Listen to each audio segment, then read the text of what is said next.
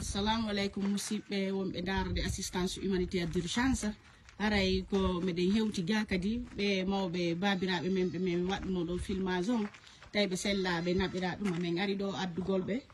fi prépare gol ɓe naɓira ɓe ka hôpital donc min tawi état maɓɓe on hande très grave joni mi inni e ɓengu maɓɓe prépare ɓe ɗo ɓe darno min hewtira ka laptane et en dépit de tout ça aussi mi ari mi tawi ɓengu maɓɓe ɓe mari ɓengu ɓenno kadi hakkille ɗen ɗumannaki fota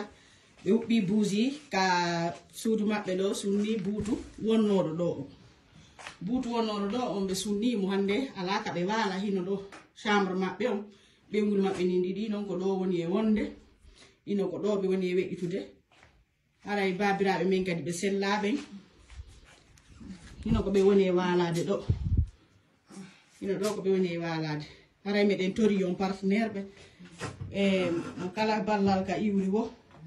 beɗe bitaga timmo kala ko heɓi feere mum wo wali to en naɓa ɓe mawɓe ka laptane dara no ɓe ɓira lekki dara nen ɓe feere situation no ɓe woniri ɗo si dara si wawa change de seeɗa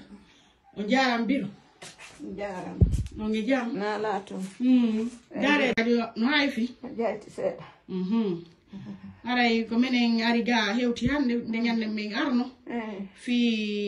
darugol ɗo ɓe babiraɓe amen ɗo dara no ɓe fewdori ɗo ɗo joni président amen on innime yomin arno min dara fi no ɓe hewtira ka hôpital ɓay mi ari mi tawi ɗo hande kadi ɓe nawnti moƴƴa hande ɓe wawata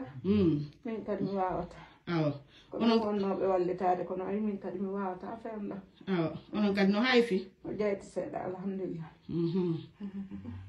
aray min tawi buutu ko wonɗon ɗo iwi ko ɗo huɓɓini ɗo buusinde a ñande o sunnani men buuto buuto on sumi ɗo ko Allah walli men menen min sumaɗi yaltina ɗum anna joni mbiɗa weƴƴitude ko leydi men waalo ɗo awa awa on jarama haray on nani musidɓe ko nawlam maɓɓe on ɗon hakkille ɗen heewa fota kanko huɓɓini buusi ka nder chambre ka ɓe won ɗon e ɓe ɗumanni huɓɓini buusi o buutu won jaɓi donc hande ala ka ɓe waalo ɓe ala hay nokku mo wi hino chambre ka ɓe won ɗon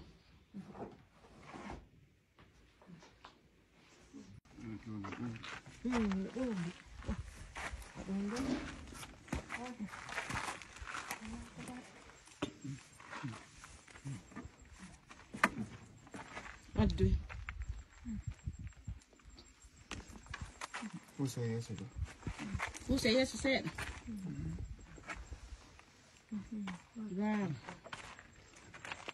dewte ɓenen